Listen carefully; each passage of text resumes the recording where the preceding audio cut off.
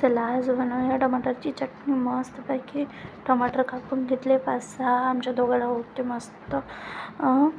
टमाटर कापून घेतले, एक खराब पण निघाला होता त्याच्यामध्ये. मग ते साईडला ठेवून दिला आणि पटापट टमाटर कापून घेतले आणि त्याच्यामध्ये एक कांदा पण टाकला होता लंबे लंबे चिरून. मला बारीक नाही आवडत तर लंबे लंबेच घेतले मी चटणीमध्ये. मग बघा मी एक काम करायला जाते आणि पूर्ण मेस होऊन जाते. मग त्याच्यामध्ये मी लसूण पण चिरून टाकलं, कारण की मला टमाटरची चटणीमध्ये लसूण खूप म्हणजे खूप आवडतात आणि कोणत्याही भाजीमध्ये मला लसूण खूप आवडते. मग मी तेल टाकलं, अद्रक लसूणचा पेस्ट, मिरची, कांदा टाकला, हळद टाकली आणि आपले जे काही मसाले आहे जगभरातले ते टाकले, मीठ टाकलं स्वादानुसार. तुम्हाला जेवढं लागतं तेवढं टाका, माझ्या हिशोबाने टाकलं. तिखट टाकलं थोडंसं, कारण मी मिरच्या टाकल्या होत्या म्हणून जास्त टाकलेलं नव्हतं.